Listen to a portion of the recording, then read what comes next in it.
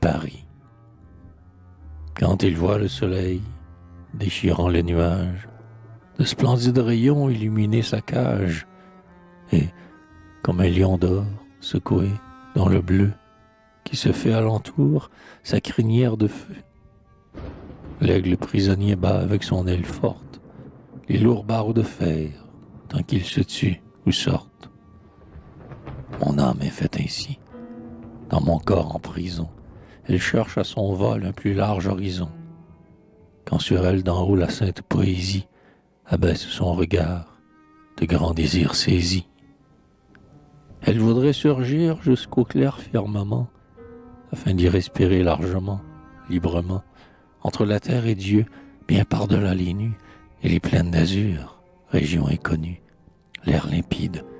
l'air vierge, où jamais souffle humain ne passe, où l'ange seul retrouve son chemin. Car il manque d'air, mon âme, dans ce monde où la presse en tous sens de son étreinte immonde une société qui retombe en chaos, du rouge sur la joue et la gangrène aux os. Il lui faudrait des monts aux cheveux blancs de neige, de grands rochers à pic, trônes géants au siège, ayant pour marchepied le vertige et l'effroi, la majesté muette et sombre du grand roi. Il lui faudrait la voix du tonnerre qui roule, ses mugissements sourds comme des bruits de foule, le torrent qui bondit entre les rocs qu'ils font, se tord comme un damné dans l'abîme sans fond, jette ses forts abois qu'on entend d'une lieue, et tout échevelé semble la pâle queue du cheval de la mort au livre de Saint Jean. Il lui faudrait au soir la lune voyageant, non sur l'angle des toits, mais sur les cimes grêles, des sapins déployant leurs bras comme des ailes, les arêtes des pics et les tours du manoir, de leurs fronts ardoisés découpant le ciel noir. Elle n'a pas cela, mon âme,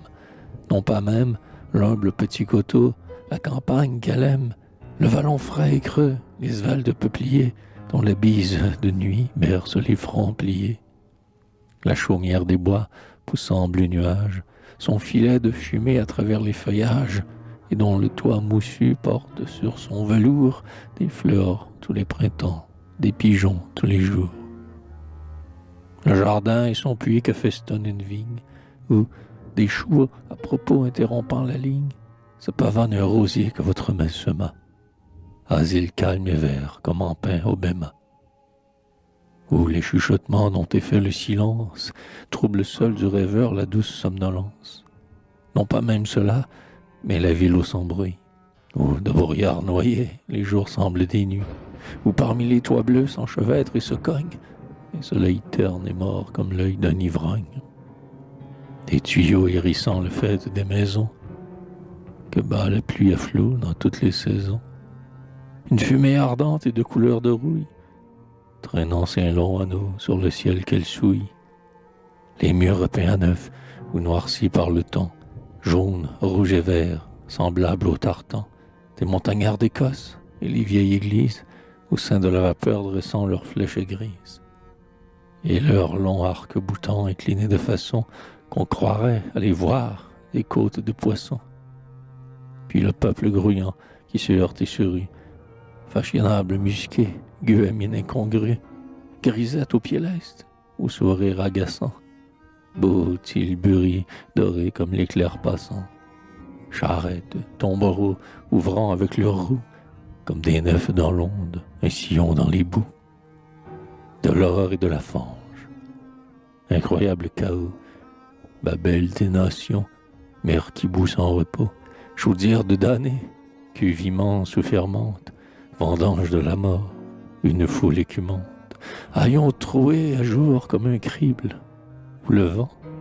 glisse, apportant la fièvre le trépas souvent, brocart d'or et d'argent raides de pierreries, des yeux cernés et bleus, des figures flétries, du pain dur que l'on mange à la sueur du front,